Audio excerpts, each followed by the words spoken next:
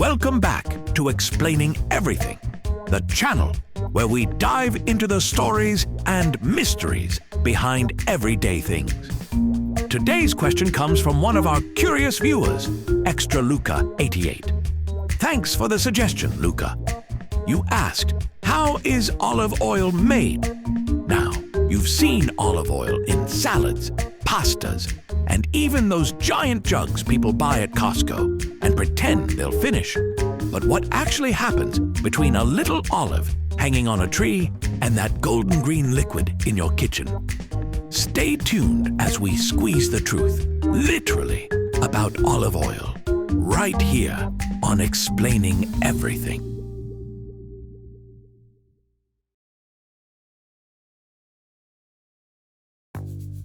First things first, you need olives. And not just any olives.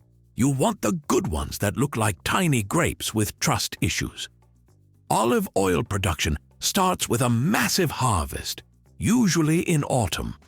Now, people used to climb trees and hand-pick them one by one, which sounds romantic, until you realize each tree can produce thousands of olives, and suddenly you're regretting life choices.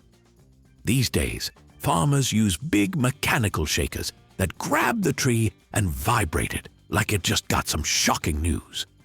Olives rain down onto nets spread below, and yes, it looks like Mother Nature sneezing guacamole. But here's the catch. Olives don't ripen evenly. Some are green, some purple, some black. Picking them at the right time is like dating. Too early and they're bitter. Too late and they're mushy. Farmers walk this tightrope every year, trying to get the perfect blend of ripeness for flavor and oil content.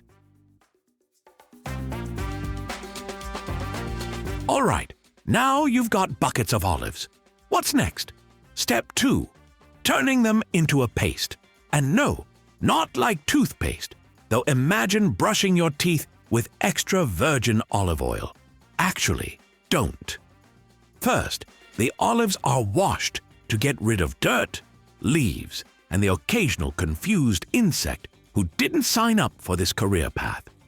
Then comes the fun part, crushing.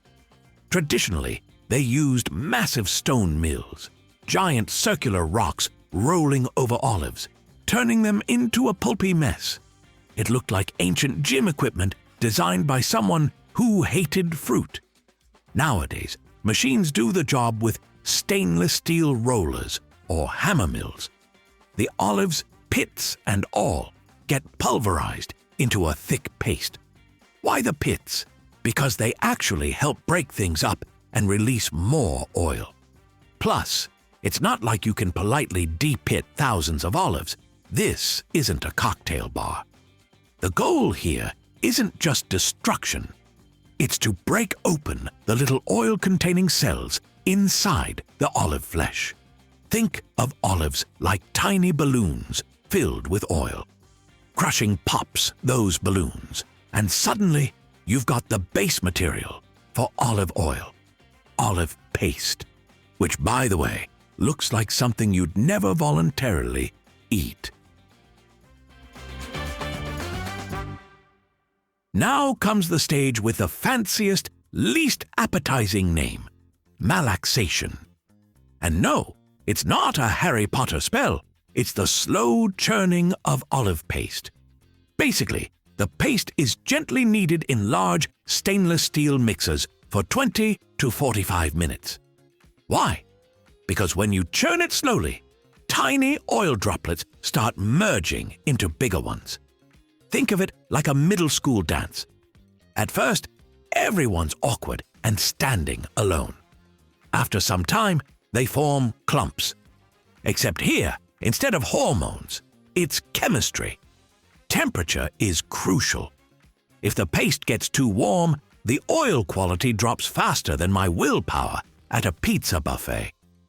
To get cold-pressed or extra virgin olive oil, the temperature must stay below about 27 degrees Celsius, 80 degrees Fahrenheit. That way, the oil keeps its flavor, aroma, and nutrients.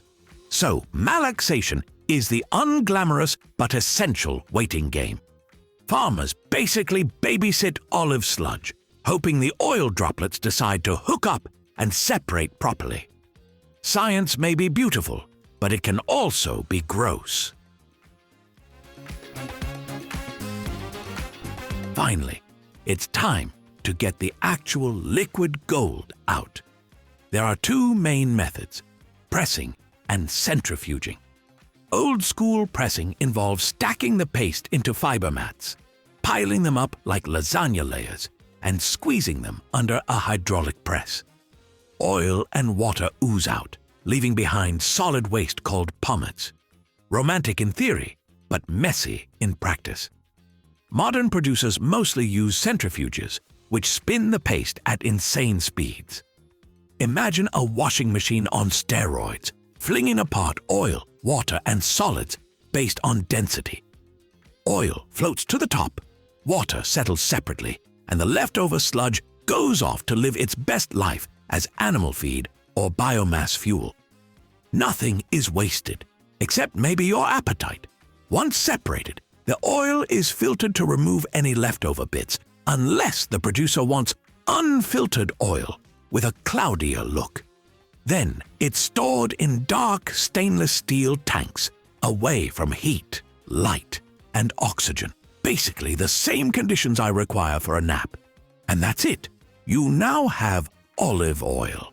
From tree to bottle, it's a journey of shaking, smashing, stirring, and spinning. It all starts with carefully harvested olives, crushed into paste, kneaded into submission, then spun until the good stuff separates out. After all that drama, you end up with one of the oldest and most beloved cooking oils in history. The next time you drizzle olive oil on bread or watch someone aggressively pour half a cup into a frying pan, remember, every drop took an olive tree, a farmer, and some very confused machinery to get it there. It's not just food, it's centuries of tradition, a splash of science, and a whole lot of squished fruit.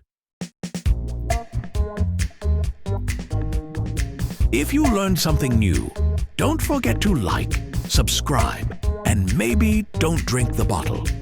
Also, if you have suggestions for our next video, feel free to share them in the comments below. We'll be sure to give you an acknowledgement for your contribution. If you enjoyed this video, please check out our other bingeable channels. Thank you for tuning in, and join us next time here in the channel that answers all the why, what, who, where, and how questions you've always wondered about, here on Explaining Everything.